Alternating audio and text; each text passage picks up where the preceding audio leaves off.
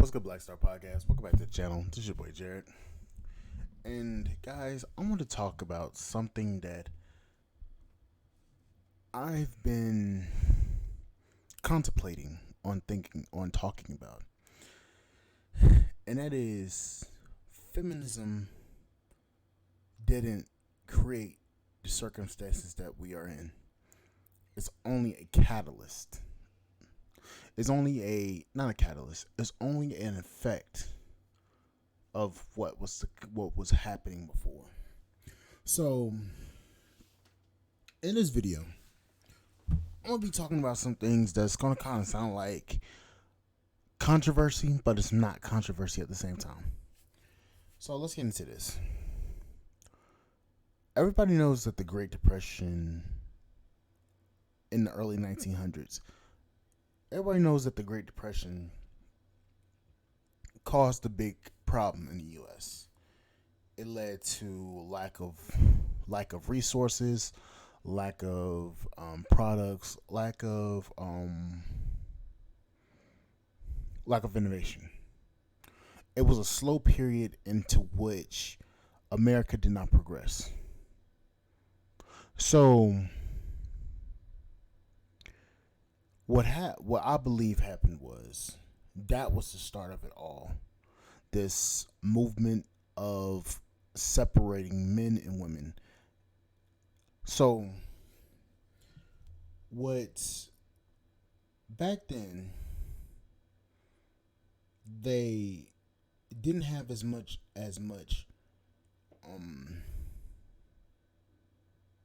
they didn't have many products that were getting produced.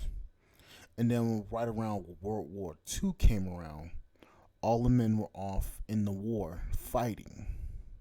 So what happened was they made the women work and the children work to produce ammunition and war products to support the effort in the war. So what happened was they seen that if we get these women outside of the house to work, that we could get more things done. So when the men came back from the war, the women went back home and they saw that they were still making the same thing. So basically it came down to money. Production. So what happened is what I believe happened. This is not actual fact, but this is what I believe happened. Is that they launched an effort and bought politicians into the ideas of allowing women and men to work in the workplace. So they hatched a plan over a few decades to constantly promote this strong woman mentality in the form of what was that woman's name? What was her name? What was the strong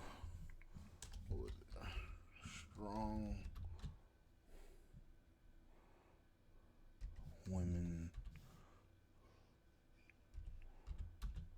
character of the 1940s?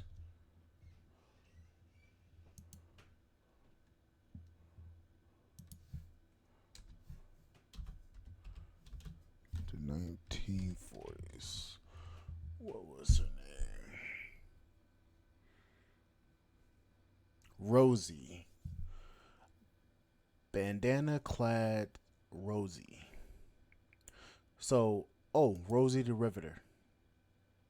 So, let me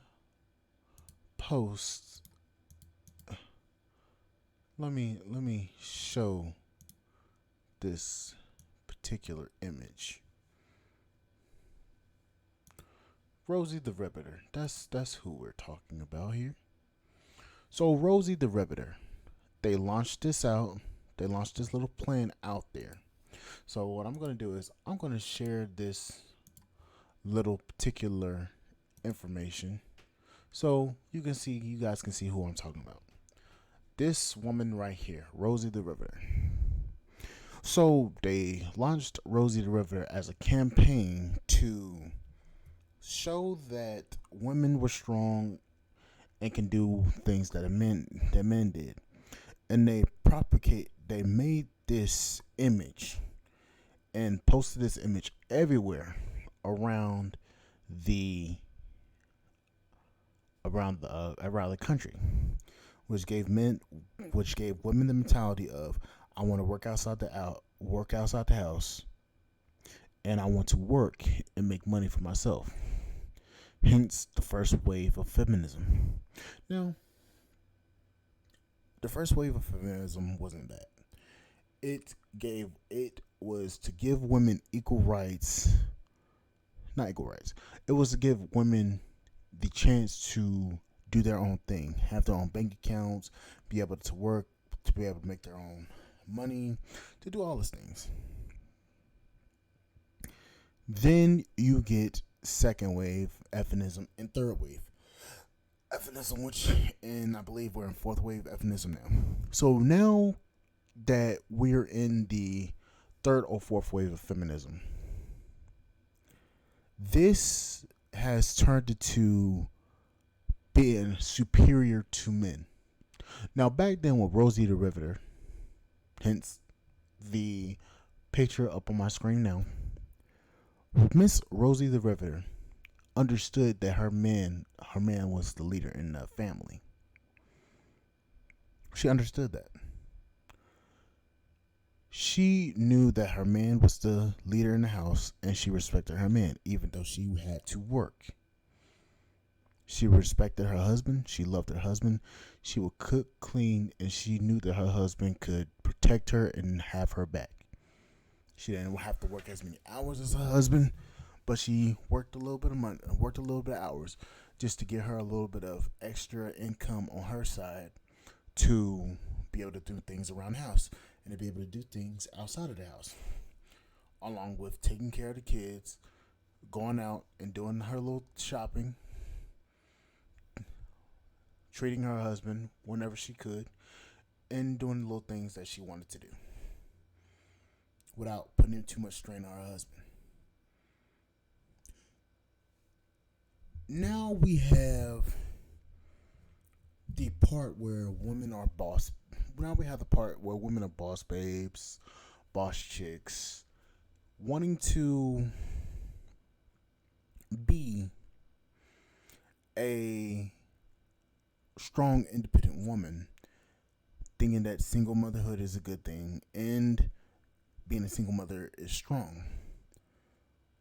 Now, I'm gonna just bring it back to me here because I'm starting to get distracted looking at Rosie and her big ass brown eyes, and her wannabe bicep. But anywho, but yes, Miss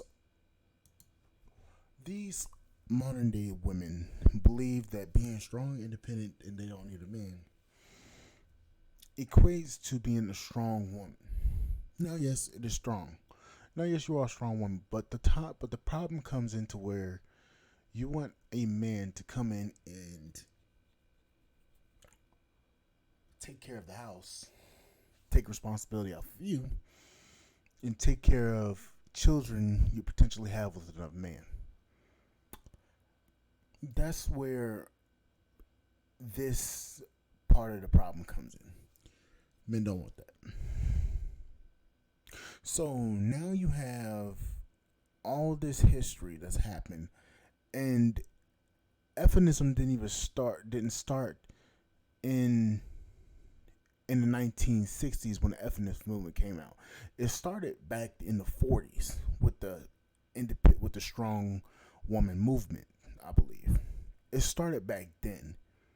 That specific character was pulled, and that specific character was around in 1943. during the World War II. During World War II, that's where all this. That's where all this technically came from. This was only a ploy for corporations to get men and women split outside of the home, so that they can make more money due to the increase in inventory and production, so that they can line their pockets. Then they got greedy and they shipped jobs overseas to lower wage countries so that they can maximize the amount of profit that they make. This is all coming around to the point where these corporations want money. They bought the politicians so that they can they could persuade, in a sense, a lot of ladies to think about their mentality of being a strong, independent woman. They pushed this narrative throughout the decades of the 20th and now currently in the 21st century. They pushed this narrative to make more money, to get women and men separated, because they understand that men and women, when they are together, they're not going to make as much profit, because the men is going to have the mindset of, we don't need this, we need to focus on this, this, and that, and it's structured. They they relied on women's vulnerability, uh, women's vulnerability, and got women to separate themselves from their husbands and their men to make more money. Let's take this for example. The amount of student loan debt is primarily owned by women. The amount of credit card and the amount of debt is owned by more women. Women typically purchase more frivolous things than men do. See, the reason why they advertise to more women is because they know that women are their market share. Women will buy products that they believe that they need instead of advertising to men, which they know men aren't gonna fall for something that's dumb. Check it out. Makeup and nails. Men don't buy that stuff. Women believe that makeup and nails is essential to their looks in their everyday life. They'll go out and buy a lime crime or Maybelline. They- They'll they'll go they'll go to lime crime or Maybelline and buy a new makeup palette with the same makeup color inside of that palette. It's just under a different name. Just because the packaging looks cool or it looks nice or has a little bit more sparkle in it. They advertise to women because they know that women are more vulnerable and susceptible to that tactic of giving them something that women think they want, and women fall for it. This isn't this isn't a this isn't rocket scientist. This isn't rocket scientist. Rocket science. They strategically place things in front of women because they know women are more susceptible to buying stuff that they really don't need. So the reason why all this is happening is due to money.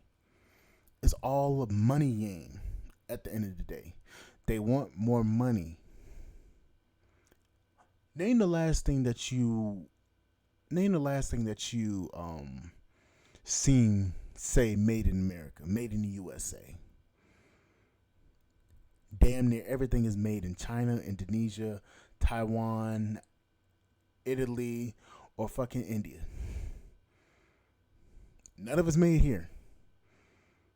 Most of it is designed and made in other places in the world that provide cheap labor, cheap labor to these companies. Samsung, iPhone, or Apple is all designed in. It's all designed in California. It's all designed in California, but it's all produced in China or a small or a country or Taiwan. It's all about money at the end of the day. So this thing about oh, F-ism has rot our country. No, corporate greed did. Corporate greed did it, and the effect was F-ism. Now the downfall is F-ism. Check out your history. Look at where Rosie the Riveter came from. Look at all this shit. Cause all this shit's fucking net. All this shit. I didn't even fucking realize that they had the woman back in the day. I didn't even know that. I didn't know that Rosie the Riveter was actually a real thing. I thought it was just something out of just something out of a fucking a comic book. But the more I thought about it, the more I'm looking like, wait a minute, there's more to this little story than we thought. So yes, Miss Rosie the Riveter technically started all of this. But anyways, like, share, subscribe to the channel. Excuse me. Support the podcast on Spotify.com, and I'll see you guys on the flip side. Thank you guys for listening. I'll see you guys later. Bye, guys.